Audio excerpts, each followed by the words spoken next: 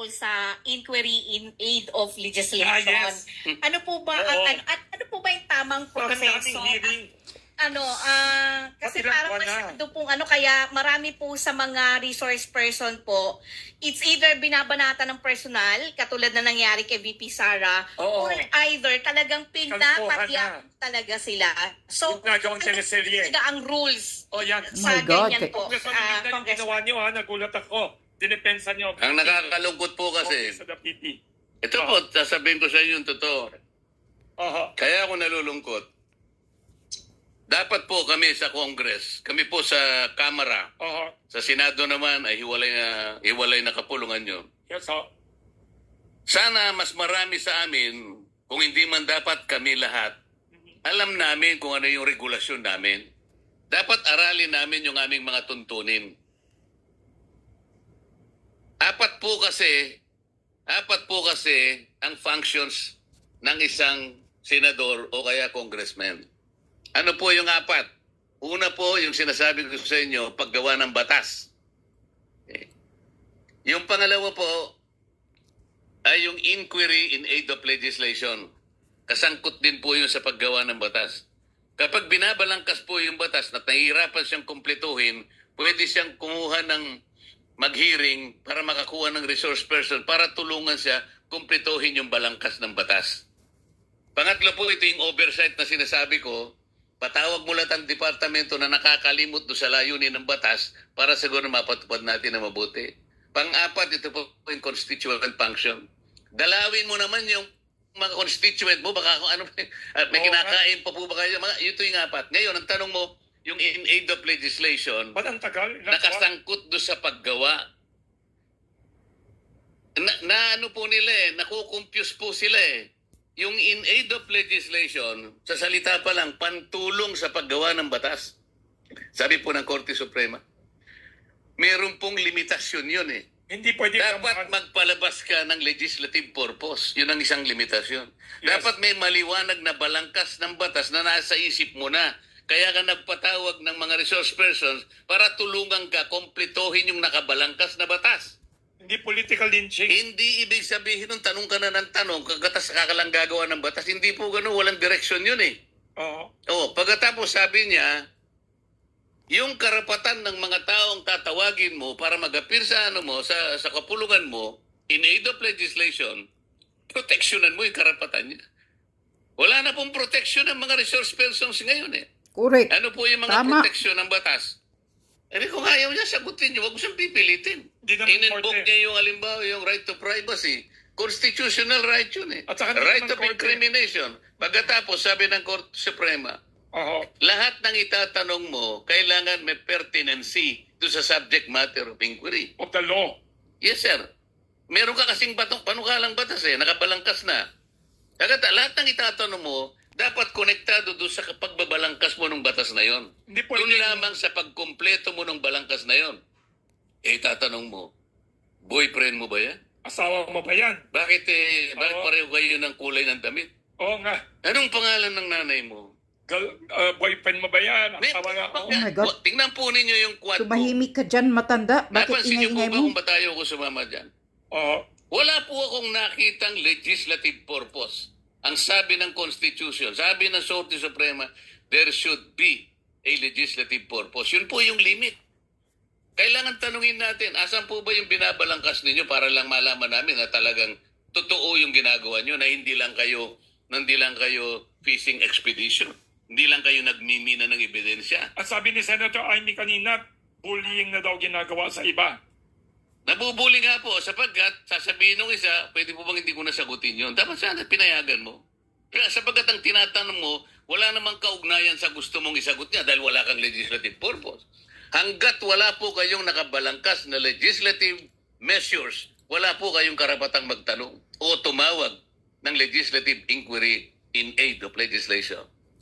Maliwanag po yan. Ang galing ni Congressman Marcoleta. Ay, may tanong dito sa kaliwa. Yes, pakilala, anong name ninyo? Yes. So, good afternoon po, Congressman Marcoleta. I'm May Andumagit po from EuroTV. Ang question ko lang po in connection po sa question ni Ma'am Cathy. nabanggit nyo na ang power of the purse ay inherent sa Kongreso at hindi dapat questionin. Ang tanong ko po, paano nyo po maaayon ito sa mga concerns tungkol sa umano'y inefficiency sa paggamit ng budget ng OVP? Sa tingin nyo po ba kailangan pa ng mas malalim na investigasyon o sapat na ang naging presentasyon ng OVP sa budget hearing bilang form of accountability? Yung po kasing pagtatanong ng mga kasama ko ay pinagsama-sama po nila. Kinukonekta nila sa maling kaparaanan. Yung pong tinatawag na budget briefing ay ipanahon po para lahat ng ahensya, kasama na po yung Office of the Vice President and even the Office of the President, para ilahad lamang po sa amin, ito po yung aming budget proposal. Sample po yung budget ng OBP, 2025. Sa tradisyon po namin, yung dati namin ginagawa, magmula po na ako'y pumasok sa Congress, 13 Congress po, nandyan na ako, 2004. 3 Vice Presidente na po ang nakita ko na nag-propose ng kanilang budget. Noli De Castro, Jojo Binay. Yan, kasi mga abusado na ngayon ang mga quadcom sa utos ni Tamba. Leni Robredo. Ang tradisyon po, dahil siguro sa paggagalangan sa 3 dakilang bahagi ng ating pamahalaan, hindi na po tinatanong pagka pinag-uusapan is the proposed budget. Propose lang. Pinapasok po nila yung accountability. Yung accountability po, papasok lamang kapag nandun na tayo sa pagkakagasta ng budget. Hindi yung mismo nagpo-propose lang. Ang tinatanong nila, hindi naman ang 2025, ang tinatanong nila is 2023 budget. Huwag niyong pagsamahin yun, sabi ko sa kanila. Kaya tayo nagkagulo sapagkat nakikita ko na yung pamumulitika. 2022, wala pang awayan noon, ang Vice President natin, si Sara Duterte, they took only 13 minutes to dispose the budget. 13 minutes. Kasi proposal lang. 2023, wala pang awayan, 22 minutes. Kaya lang humaba ng konti because somebody objected. Pero ganun din ang nangyari, 22 minutes, tapos na yung budget. Bakit po 2024 nag-away kami? So tinatanong ko, are we now setting aside this tradition? Yung paggalang sa bawat isa? Huwag mong ipapasok yung accountability because that's another matter. Another agenda. The reason why the Office of the Vice President in so far as the confidential fund is concerned was issued a notice of disallowance. Ito yung ebidensya that she is accountable. Yung pagkaka-issue ng notice of disallowance is an evidence that each and every office should make an account. Walang makaliligtas doon. Walang makakiiwas doon. Ang problema po, ang sabi ko sa kanila, do you know the nature of a notice of disallowance? Kasi puro bagito eh. Hindi naman nila, sabi ko, the notice of disallowance is a mere notice notifying that office that it should clear some of the things that she needs to produce. Halimbawa, wala po yung supporting document, wala po yung ibang requisites na kailangan para po maging allowed lahat ng expenditures. Ba't kayo ang nagtatatanong? Inisyuhan pa lang August 7, 2024. That means the Office of the Vice President has 6 months to be able to make an explanation. Bakit tayo nang naglululundag na nagtatanong? Pati yung salitang naglululundag, ayaw nila. They were so eager, gigil na gigil lahat, trying to jump on the Vice President. Wala na po yung galangan eh. Ang sabi ko, kung ganito tayo, ba't yung budget natin sa House of Representatives? No one is questioning. No one is defending. Did you know that? Walang tumayo para i-depensa yung budget namin. Na siguro higit na malaki kaysa budget ng Office of the Vice President. Nobody stood up to question our budget. Why? Paggagalangan nga po eh. Office of the President, dumating ba yung President? No.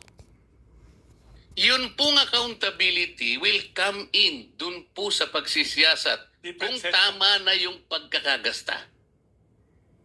Hindi pa ako nakapagpapile ng sagot ang Vice President. Tayo nang gusto. Bakit? Convicted na ba siya? It's a mere notice. It's not even a final judgment. So It is contestable. So It is appealable. So mukhang Publicity stunt. Politicizing. Mining for evidence. Preparatory to the filing of an impeachment complaint. Yan po yung aking conclusion. Very obvious na political theater yan nangyayari. Yes, sir. Yan na. Kaya very clear ang utak. Yan na. Nilabas na ni Marcolita. Kayo mga tuwadkom. Wala kayong mga direction sa mga pag-iimbestiga ninyo dyan sa mga resource person, hindi nyo nire-respeto. Tama. Nakikita naman namin yan, Marcolita Lalo na yung si Paduan na sabi daw nila, NPA daw yan si Paduano. Kasi na yung matanda na yan, ang yabang-yabang. Matandang mahilig magsabi na ipapakuntim kita. Pag nagsalita pa, parang yungit-yungit. Hindi halos makapag-pronounce. Sabi nila, NPE daw yan. Nananalo ng representative. Ang yabang-yabang na ng hinayupak. Na matanda na yan. At saka yung si kagabi, napanood ko yung investigasyon kay sino yun? General Wilkins. General Wilkins, inimbestigahan nila na about sa drug war ni PRRD. Sinigaw-sigawan ni buwakang inang mayabang na matandang manyakis na abanti. Parang sino Makikita mo ngayon, manyakis ka na abanti ka. Makikita mo kung mananalo ka pa ba. Ang yabang-yabang mong hinayupa ka Sinigaw-sinigawan mo Parang akala nyo sino kayo Representative lang kayo, mga hinayupa kayo. Binoto lang kayo ng constituent ninyo. Pero pag kayo, imbestiga kayo, mga wala kayong respeto, parang akala nyo mga sino kayo kahit si Sara Duterte, inimbestigahan ninyo.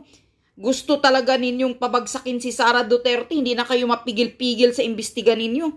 Imbestigahan kaya ninyo ang mga sarili ninyo. Yung mga confidential funds ninyo. Yung mga ang program funds ninyo. Nasaan yun? Magkano yun? Yung budget ninyo. Bakit hindi nyo ipinapakita sa publiko kung magkano bawat isa sa inyo? Imbestigahan ninyo, mga congressman, yung mga sarili ninyo.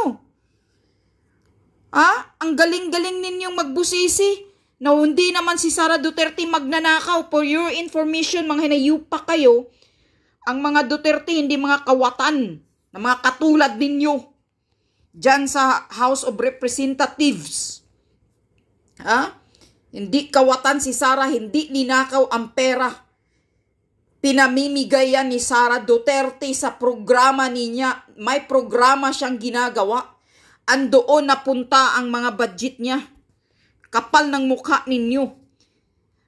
Di bali na lang ipinamimigay ni Sara Duterte sa kung sino man yun, anong programang ginagawa niya, kaysa binubulsa na katulad ninyo dyan. Isa-isa kayong nangbubulsa ng mga budget ninyo. Yun. Kapal ng mukha ninyo. Ganyan talaga yung may kasabihan, pagkawatan, natatakot. Si Sara Duterte sumasagot doon sa kuwa, sa ombudsman, kung ano-ano yung mga tinatanong sa kanya, hindi sa inyo. Mismo si Marcolita nagsasabi, hindi kayo Supreme Court. Na para kayong nag-audit sa Vice President. Wala kayong galang. Si Sara Duterte, nakaupo bilang Vice President, binoto ng buong Pilipino. Buong Pilipinas, 32 million ang bumuto sa kanya. Tapos ganyan-ganyanin nyo na lang? Mga walang hiya kayong representatives dyan sa Congress? Kayo, ikaw, Abante, ikaw, Paduano, ikaw, Dan Fernandez, kayo dyan sa Congress. Sino ang bumuto sa inyo? Mga constituent nyo, distrito nyo lang. Ilang boto nyo? 200,000, nakaupo na kayo. Mga kapal ng mukha ninyo, mga walang hiya kayo. Mahiya-hiya kayo sa sarili ninyo. Kaya kayo, na mga bumuto sa mga hinayupak na to, wag nyo nang ibuto uli. kakapal ng mukha ninyo, ginaganyan nyo si Sara Duterte. Na hindi naman ninakaw yung pera. Ba't hindi nyo imbestigahan ang presidente? Sabi pa ni Marcolita, ba't hindi nyo imbestigahan yung mga mayor? Kung confidential funds ang pag-usapan, pera naman pala ng taong bayan yan, bakit hindi nyo imbestigahan ang presidenteng confidential funds na bilyones? Ngayon, pilit nyong hinahanapan ng buta si Sara Duterte. Imbestigahan nyo si Bangag Marcos Jr. Sa confidential funds niya na ilang bilyon. Kay Sara Duterte, maliit nga lang eh. Kung nagasta ni Sara Duterte ng 11 days yan, binigay niya sa programang ginagawa niya. Hindi niya binubulsa. Yun ang katotohanan. Kayo, saan napunta yung mga budget ninyo? Itong nangyayari sa Pilipinas ngayon na baha dito, baha doon, nilalamon na ng baha halos ang buong Pilipinas. Nasaan ang flood control budget na 1.4 billion ang bawat araw na budget sa flood control? Nasaan napunta? Yan ang dapat tutukan nyo, mga tuwadkom. Kapal ng mukha ninyo, yan ang dapat tutukan nyo, ang flood control. Dahil maraming napapahamak, maraming namatay na mga kababayan natin dahil sa pagnanakaw sa flood control na yan. Hindi si Sara Duterte ang tutukan nyo, mga hinayupak kayo. Ang tutukan nyo, ang problema ng Pilipinas ngayon. Ang sinasagupa ngayon na kahirapan ng mga Pilipino, yan ang dapat nyong imbestigahan. Ang flood control, ang 90 billion na health fund sa PhilHealth na tinatransfer ni Marcos Jr. sa Office of the President. Yan ang imbestigahan ninyo. Ang Maharlika funds, nasaan na ang ilang bilyon na Maharlika funds? Tahimik na kayo. Ano na ang nangyayari? Wala na kayong balita. Puro kayo mga Duterte. Halatang halata na politika ang pag-iimbestiga ninyo. Halos lahat, pati security ni PRRD noon, pinag-uingkit ninyo, mga walang hiya kayo. Nagsasayang lang kayo ng pira ng mga taxpayer sa pag-iimbestiga dyan. Wala namang mapupuntahan yan. Mismo na si Congressman Marcolita ngayon nagsasabi, puro aid of legislation kayo pero wala naman kayong nagawang batas. Puro kayo imbestiga, wala pa kayong pagrespeto, ang kakapal ng mamukha ninyo. Mga representative lang kayo. Binuto lang kayo ng mga distrito ninyo. Tandaan nyo yan, mga hayop kayo. Huwag kayong magmayabang dyan sa Congress. At ikaw, patandang paduano, contempt lagi ang nakalabas sa bunganga mo. Sana ikaw ang makontempt. Kapal ng mukha mong matanda ka. Walang hiya kayo. Dapat nga talaga i-abolish na itong kongreso na to eh. Walang silbi kayo mga tuwad kong nakaupo dyan.